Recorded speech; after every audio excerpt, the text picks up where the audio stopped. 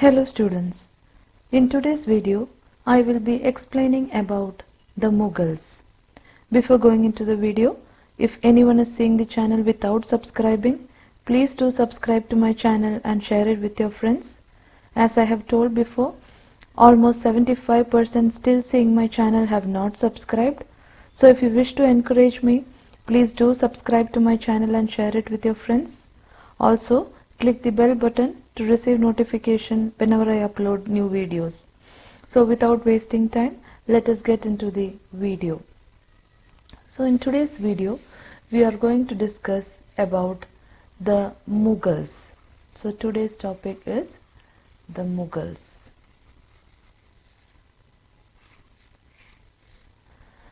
So during the later medieval period, there was another invasion in India from Central Asia. So what was that invasion in India? So during the later period, as I have told you, there was another invasion in India from Central Asia. So that was, what was that invasion? In the first battle of Panipat in 1526, the first battle of Panipat happened. First battle of Panipat. So in this battle, in this first battle of Panipat, Babur defeated and killed Ibrahim Lodi. So the first battle of Panipat was between Babur and Ibrahim Lodi. So here Babur defeated and he killed Ibrahim Lodi. Ibrahim Lodi. So here we see that during the Delhi Sultanate period, we have seen there was different dynasties like Slave, Khilji, Tughlaq, Sayyid and Lodi. So here in 1526, in the first battle of Panipat, Babur defeated and killed Ibrahim Lodi. And after that, Babur established the Mughal rule in India. So that was how Mughal rule was established in India. So it is very simple explanation. Central Asia, there was an invasion in India from Central Asia. 1526, first battle of Panipat happened and Babur defeated Ibrahim Lodi, and like that Mughal rule was established in India. So as we saw that Mughal rule was established by Babur. Babur was the founder of Mughal rule. Okay, Babur was the founder of the Mughal Empire in India. Babur's autobiography is Babur Nama. So Babur's autobiography is very famous. It is called as Babur Nama. It is his autobiography. So Mughal rule was established. Babur established the Mughal rule, and after Babur, next his son came, that is Humayun. So after Babur, Babur's son, that is Humayun, came to power. Humayun lost his authority to Shershah Sur. So Humayun was defeated by, he lost to Shershah Sur. So Babur's son Humayun, and he was defeated by Shershah Sur. And Humayun died in 1556, and after Humayun came his son, that is Akbar, one of the most famous ruler of Mughal dynasty, Akbar. So Babur's son Humayun, Humayun was defeated by Shershah Sur, and after Humayun came Humayun's son, that is Akbar. So this was how the Mughal dynasty was expanding in India. Now let us see about Akbar. So the main thing we have to see in this chapter is about Akbar. He is very famous as Akbar the Great. So now let us see in detail about Akbar and his achievements. So Akbar's time period was from 1556 to 1605 century era. That was the time period of Akbar, and Akbar is very famous as Akbar the Great. So his Akbar was the son of Humayun. His full name was Jalaluddin Muhammad Akbar. Jalaluddin Muhammad Akbar. He was his father was Humayun. He was a son of Humayun, and his mother's name was Hamida Banu Begum. Humayun and Hamida Banu, Begum were the parents of Akbar. So Jalaluddin Muhammad Akbar was the son of Humayun and Hamida Banu Begum, and we have already studied that Humayun had lost to Shershah, that is, Humayun was defeated by Shershah. So Humayun did not have authority when Akbar was born. Humayun was just wandering from place to place along with his wife after he lost his kingdom. So Humayun had lost his kingdom, and Humayun was wandering around with his wife, wandering around from place to place because Shershah had already defeated Humayun and took his kingdom. So he was wandering around from place to place, and it was in this situation that Akbar was born. So Akbar was born in the situation when Humayun did not have any power. They were wandering around, and in this situation Akbar was born in 1542 century era at a place called as Amarkot. So Akbar was born at Amarkot in 1542 century era when Humayun did not have any power.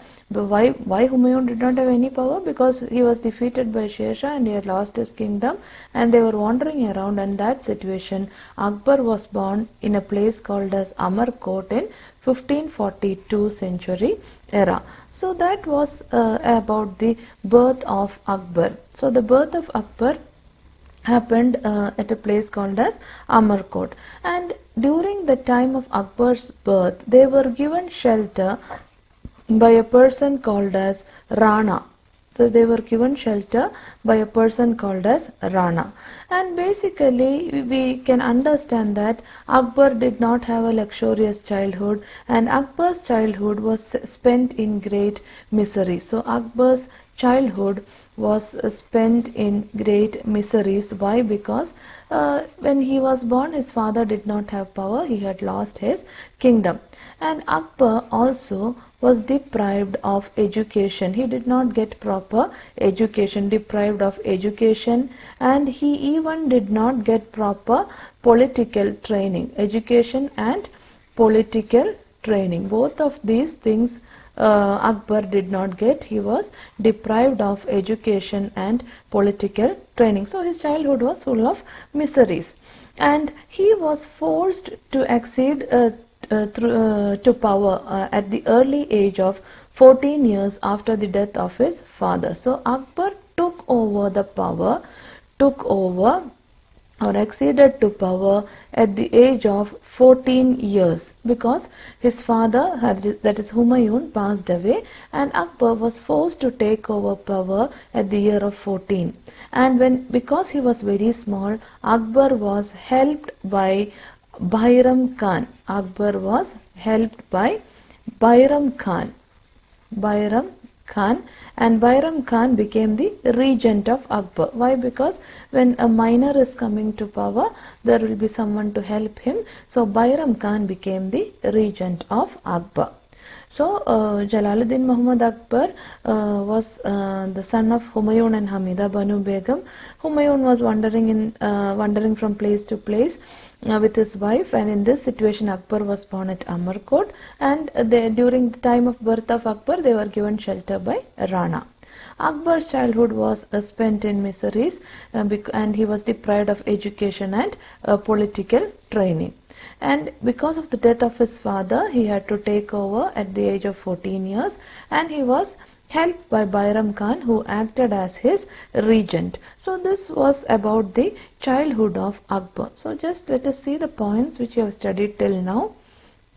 We learned that during the later medieval period there was another invasion on India from Central Asia. In the first battle of Panipat in 1526 century era, Babur defeated and killed Ibrahim Lodi. Babur established the Mughal rule in India. His autobiography is Babur Nama. Humayun was his son and successor.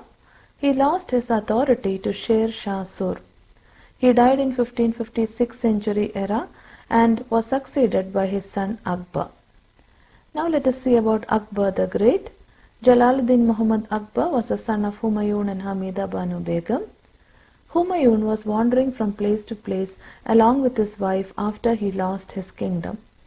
It was during this situation that Akbar was born at Amarkot in 1542 century era. They were given shelter by Rana.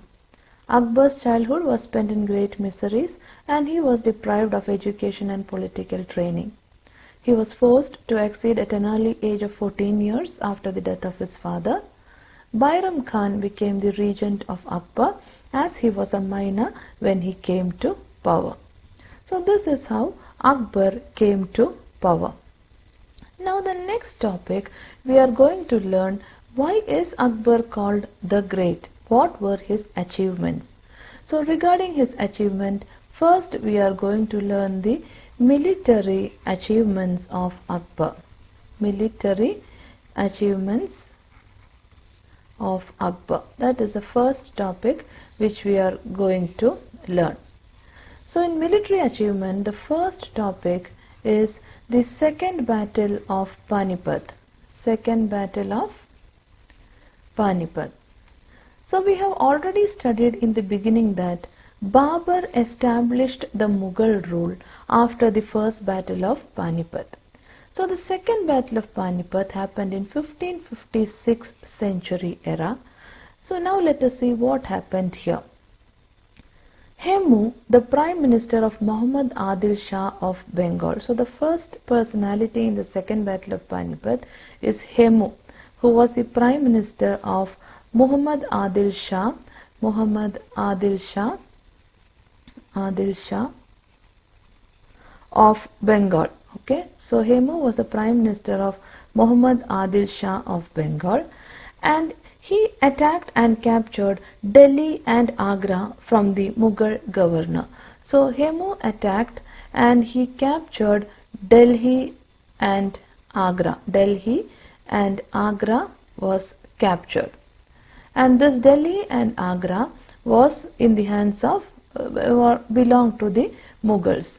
Okay, so that was the situation. So Hemu, who was a prime minister of Muhammad Adil Shah of Bengal, attacked and captured Delhi and Agra from the Mughals. So during this time, when Hemu captured Delhi and Agra, Akbar was in Punjab. Okay, during this time Akbar was not there, he was in Punjab. And when Akbar and the political condition was very critical. And this time Byram Khan, Byram Khan was the regent of Akbar. Byram Khan helped Akbar to fight against Hemu. So Byram Khan, he was a regent and he helped Akbar to fight against Hemu. And that battle in which Hemu and Akbar with the help of Byram Khan fought, that battle is called as the Second Battle of Panipat. Okay, so basically the Second Battle of Panipat happened in 1556 century era. Hemu, the prime minister of Muhammad Adil Shah of Bengal, attacked and he captured Delhi and Agra, which belonged to the Mughals. That time Akbar was in Punjab, political condition was very critical.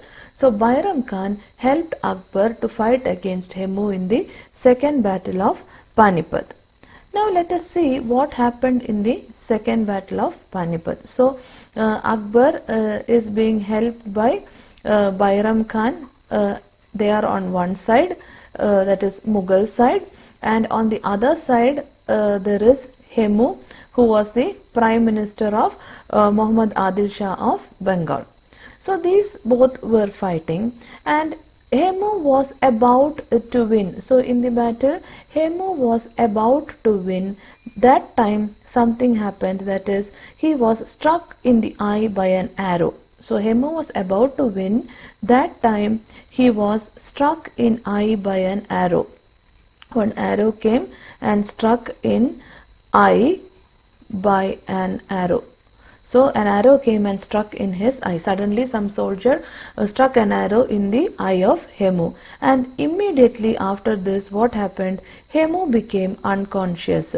When the arrow came and struck in his eyes, what happened was Hemu became unconscious. Okay, so one second.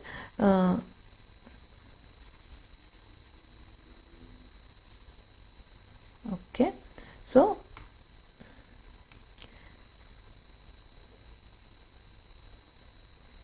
Okay, Hemu became unconscious. Arrow came and struck in his eyes and Hemu became unconscious, and this was a good opportunity for Akbar and Byram Khan, because as their leader became unconscious, Hemu's army, they became frightened and they they fled away. Hemu's army, they ran away. They fled away because their leader was unconscious. They became frightened, and in this situation what happened, Byram Khan, he easily killed Hemu because already he is lying unconscious. So Byram Khan killed Hemu and Akbar reoccupied Delhi and Agra. Akbar reoccupied both the places which was taken by Hemu, that is Delhi and Agra. So this was what happened in the second battle of Panipat. So Hemu was the Prime Minister of Muhammad Adil Shah of Bengal. He attacked and captured Delhi and Agra, which was under the Mughals. Akbar was in Punjab during that time and the political condition was critical, and Byram Khan helped Akbar to fight against Hemu. When Hemu was about to win the battle, he was struck in the eye by an arrow and Hemu became unconscious. When Hemu became unconscious, Hemu's army became frightened and they fled. This was a good opportunity for Byram Khan. He easily killed Hemu and Akbar reoccupied Delhi and Agra. So this was what happened in the second battle of Panipat, and this is considered to be one of the first achievement of Akbar, second battle of Panipat. Now let us see the next conquest of Akbar, that is conquest of Gondwana. Conquest of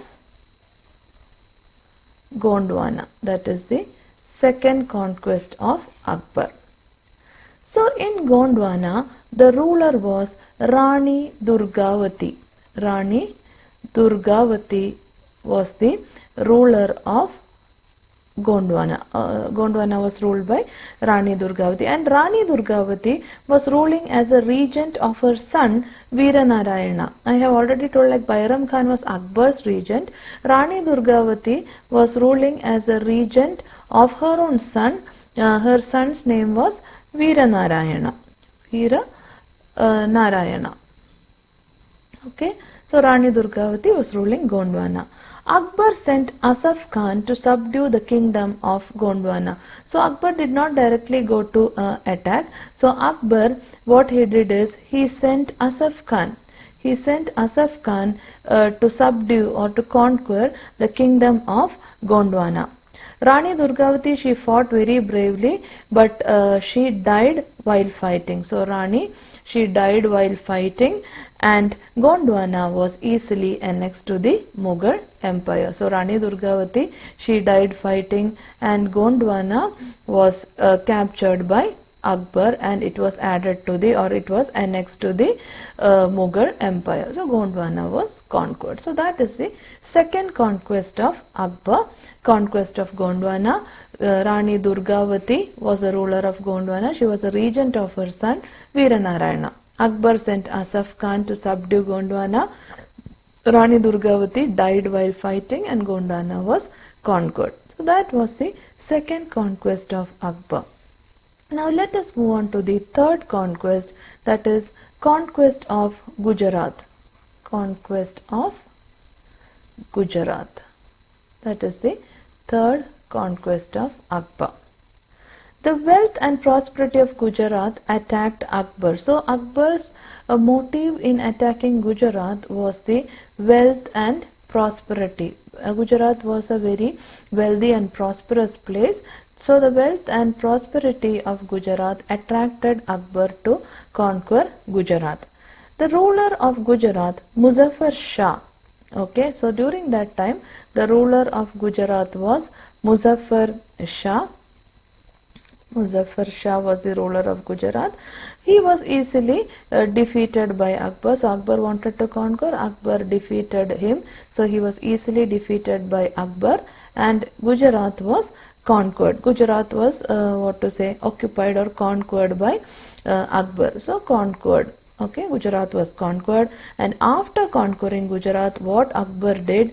Akbar built a new capital in Gujarat. So in Gujarat, Akbar built a new capital. The new capital is called as Fathepur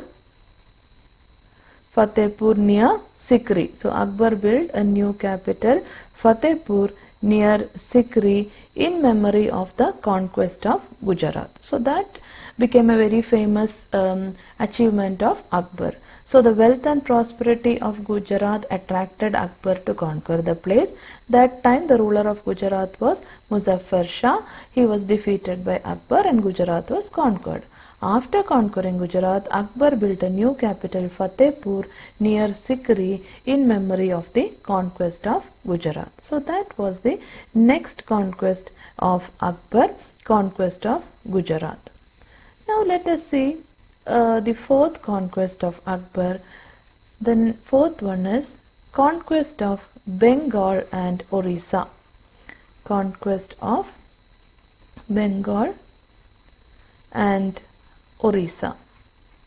That is the next conquest of Akbar. The governor of Bengal, Daud Khan, declared independence. So what was the situation in Bengal? So in Bengal, the governor of Bengal's name was Daud Khan. Daud Khan. What Daud Khan did? He declared independence. Declared independence.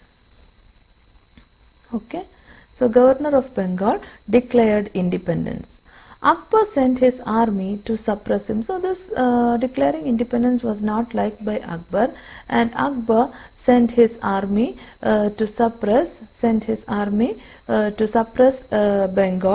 and Orissa, Bengal and Orissa. He wanted to conquer both the places, and he conquered both the places, and they easily became part of Mughal Empire. So he conquered both the places, Bengal and Orissa, and made it a part of Mughal Empire. So now we can see how the Mughal Empire is expanding, how Akbar is conquering places and expanding his empire. So let us see once more conquest of Bengal and Orissa. The governor of Bengal, Daud Khan, had declared independence, and Akbar sent his army, and after sending he sent his army to suppress him, and Bengal and Orissa were occupied by Akbar or conquered by Akbar, and they became part of the Mughal Empire. So that was the next conquest of Akbar. So let us see the points which you have studied till now. Military achievements of Akbar. The Second Battle of Panipat, 1556 century era. Hemu, the Prime Minister of Muhammad Adil Shah of Bengal, attacked and captured Delhi and Agra from the Mughal governor. Akbar was in Punjab and his political condition was critical.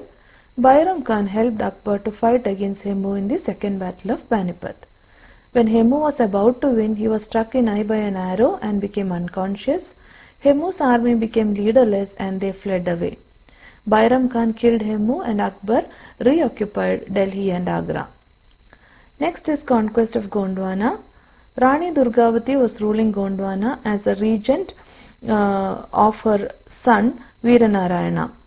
Akbar sent Asaf Khan to subdue the kingdom of Gondwana. Rani Durgavati died fighting and Gondwana was annexed to the Mughal Empire. Next is conquest of Gujarat. The wealth and prosperity of Gujarat attracted Akbar to attack the place. The ruler of Gujarat, Muzaffar Shah, was defeated and Gujarat was occupied.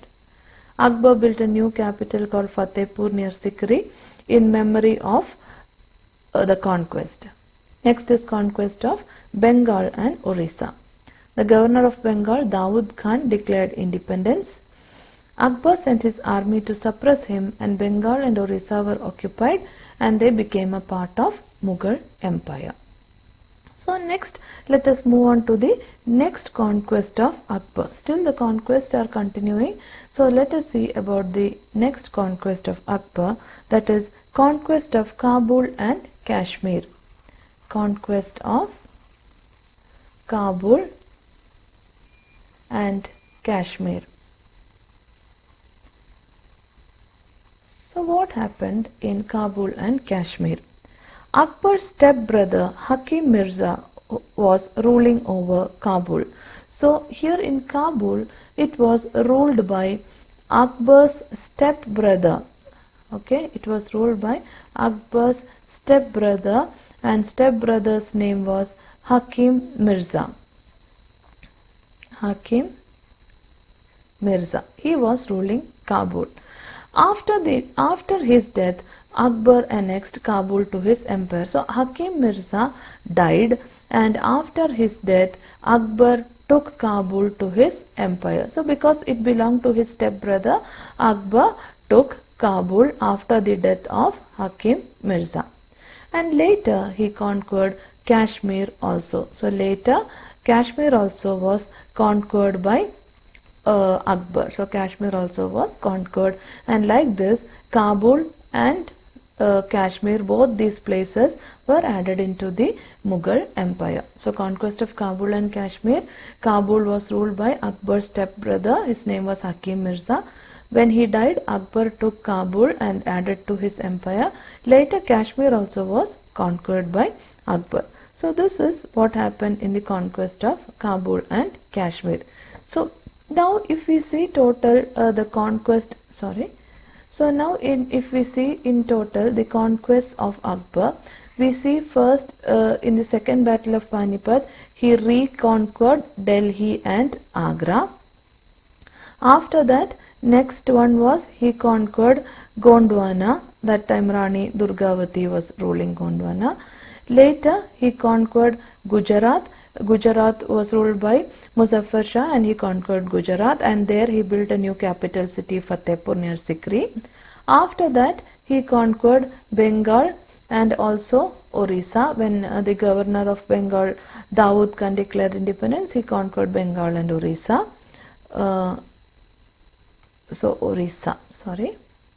Two places was conquered, Bengal and Orissa. After that he conquered Kabul, because Kabul was ruled by his stepbrother Hakim Mirza. After his death, Kabul was conquered, and also he conquered Kashmir.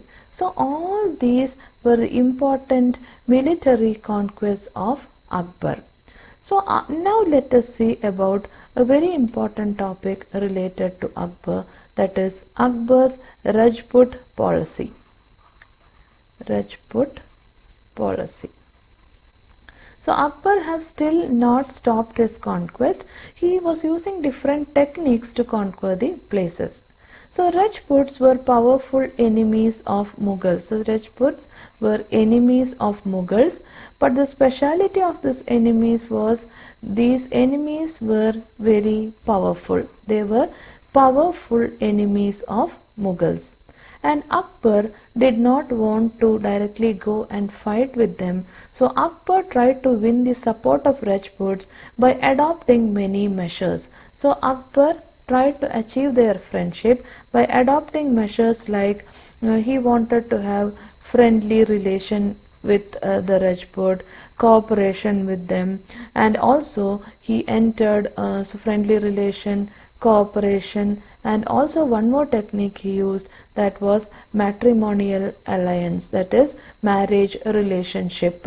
So these were the techniques used by Akbar to get the support of Rajput. So he used friendly relation, cooperation, matrimonial alliances, etc. As a part of matrimonial alliance, Akbar married Jodhabai from Rajput. So Akbar married Jodhabai. Jodhabai was the daughter of Biharimal-Ambar of Jaipur. So Akbar married Jodhabai as a part of matrimonial relation. So Rajput policy, Rajputs were enemies of Mughals. They were powerful enemies, and Akbar wanted to get the support by friendly relation, cooperation, matrimonial alliance, etc. As a part of this, Akbar married Jodhabai, and Akbar followed different methods to get the support of the Rajputs. And what happened? Akbar married Jodhabai, and Raja Surjan Rai of Rai-Ranathambore voluntarily accepted the overlordship of Akbar. So after this, Raja Surjan Rai of Ranathambore,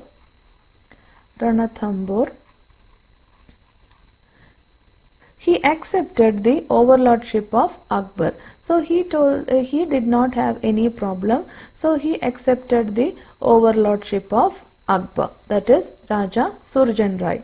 Again, Ramachandra, another ruler, that is Ramachandra, the ruler of Kalinjar, okay, the ruler of Kalinjar, he also surrendered to Akbar. So he also accepted the power or the overlordship of Akbar. So Jodhabai, already matrimonial alliance they got and they married. Raja Surjan Rai of Ranathambore accepted the overlordship of Akbar. Ramachandra of Kalinjar also voluntarily surrendered to Akbar. Again, two more rulers, that is the rulers of Jodhpur and Bikaner, the rulers of Jodhpur and Bikaner rulers, both these rulers, they also accepted the sovereignty of Akbar. They also ready to accept the power of Akbar. The rulers of Jodhpur and Bikaner accepted the overlordship or power of Akbar. After that, the only Rajput state which refused to accept Akbar's overlordship was Mewar. So the rulers of Mewar only did not accept the power of Akbar, or did not accept the friendly relationship of Akbar, or you can tell they did not accept the overlordship of Akbar. So all others, almost all other Rajput states accepted the overlordship of Akbar because of his friendly relation, cooperation, matrimonial alliance, etc. But the only rulers who did not accept was the rulers of Mewar. So now let us see which all rulers of Mewar did not accept the overlordship of Akbar. So the capital of Mewar was Chittoor, and this was captured by Akbar by defeating Uday Singh in 1568 century era. So Mewar, capital Chittoor, it was captured by Akbar. And Akbar captured this area by defeating Uday Singh of Mewar. So I have already told Mewar was the only Rajput state which did not accept the overlordship of Akbar. So Uday Singh, he was defeated, and Akbar captured the capital of Mewar, that is Chittoor. His son, that is Uday Singh's son, Rana Pratap Singh, also continued the fight against Akbar. So Uday Singh's son's name is Rana Pratap Singh. He also did not accept the overlordship of Akbar, and Rana Pratap Singh also fought against Akbar till his death. Till Rana Pratap Singh's death, he fought against Akbar. And he continued the fight against Akbar. And the battle of Haldighat was fought between Mughals and Rajputs. So here I have told you Mewar was the only Rajput state which did not accept the overlordship of Akbar. And the capital of Mewar was Chittoor. This capital was captured by Akbar by defeating Uday Singh, that is the ruler of Mewar. He defeated Uday Singh, and after that he captured Chittoor. Uday Singh's son was Rana Pratap Singh. Rana Pratap Singh also continued his fight against Akbar. Now let us see about the fight between Rajputs and Akbar. So there was a battle called as the Battle of Haldighat.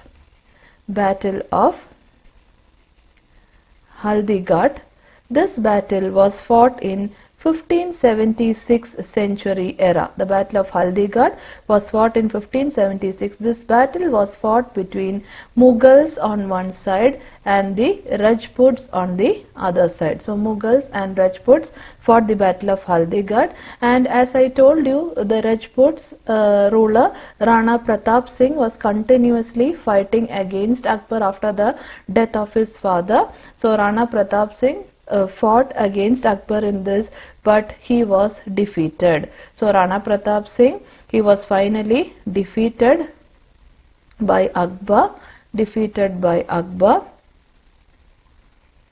and after the defeat he suffered heavy losses and Mewar was completely occupied by Akbar. So Mewar also was captured by Akbar. So it was the only place which did not accept the overlordship of Akbar, but finally in the Battle of Haldighati, Akbar successfully captured Mewar completely. So Mewar was completely captured by Akbar, but the Rajput kings were allowed to retain their autonomy, and Akbar had many Rajput commanders. So Akbar had almost a good relationship. So he had many Rajput commanders, like Raja Todar Mal was a Rajput commander of Akbar. Then Raja Man Singh, Raja Todar Mal, Raja Man Singh, all were Rajput commanders of Akbar. So this was how Akbar's relationship with Rajputs were. So the Battle of Haldighati was a battle fought between Mughals and Rajputs. Rajputs were led by Rana Pratap Singh, but Rana Pratap Singh was completely defeated by Akbar in the battle, and he suffered heavy losses, and Mewar was captured by Akbar. Akbar had many Rajput commanders like Raja Todar Mal, Raja Man Singh, etc. So all these were the conquest of Akbar, which happened especially in North India. Now let us see Akbar's conquest of South India. So conquest of South India.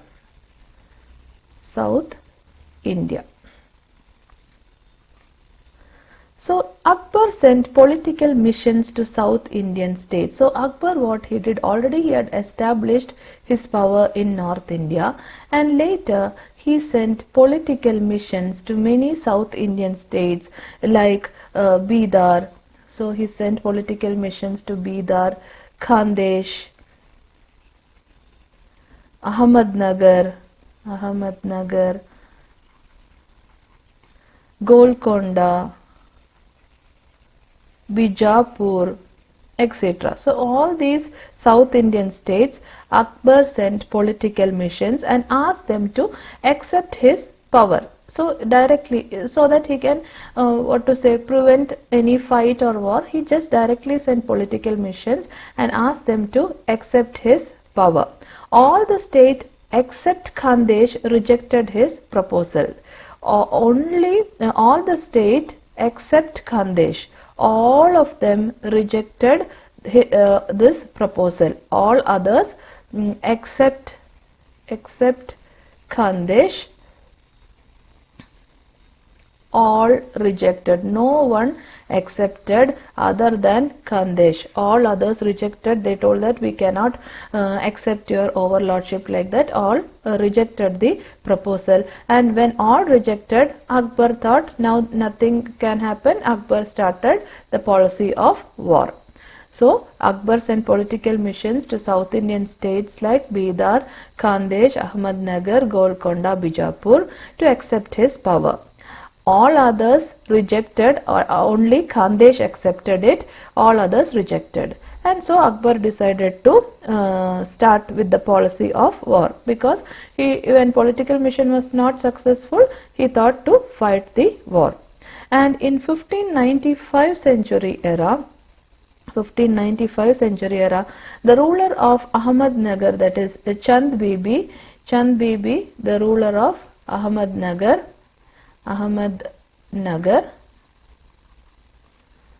fought against the Mughals, but finally Chand Bibi failed in fighting against the Mughals. So many South Indian states fought against them, but Chand Bibi failed in fighting against Mughals.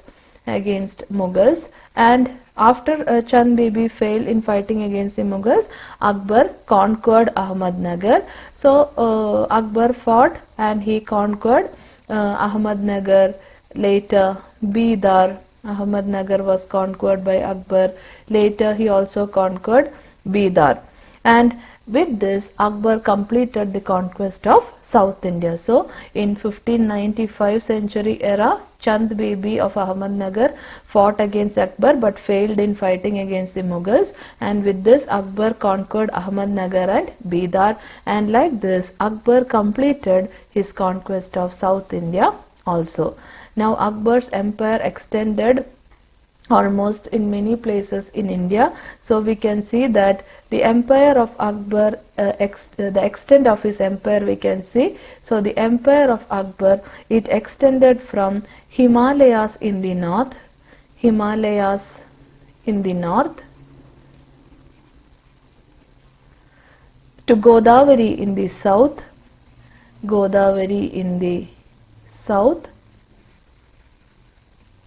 and Bengal in the east, Bengal in the east, and Kabul in the west. So this was the extent of Akbar's empire. So Akbar's empire extended from Himalayas in the north to Godavari in the south to Bengal in the east and Kabul in the west. So all these were the military achievements of Akbar, or the conquests of Akbar. So let us finish the points which we have studied.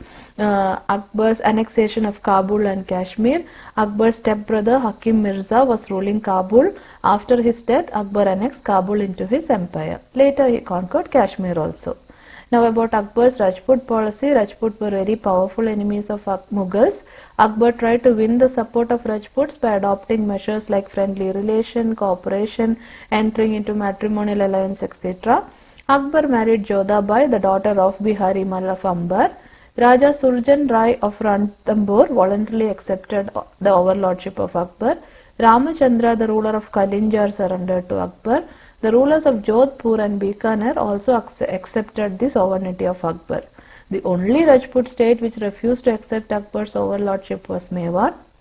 The capital of Mewar, Chittoor, was captured by Akbar by defeating Uday Singh in 1568 century era.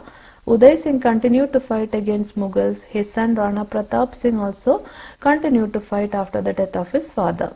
The Battle of Haldighati in 1576 century era was fought between Mughals and Rajputs.